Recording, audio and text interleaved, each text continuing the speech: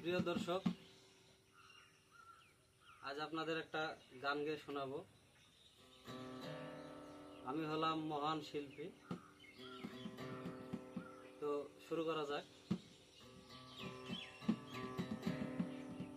ভুল বুঝে কতদিন দূরে সরে থাকবে, কবে কাছে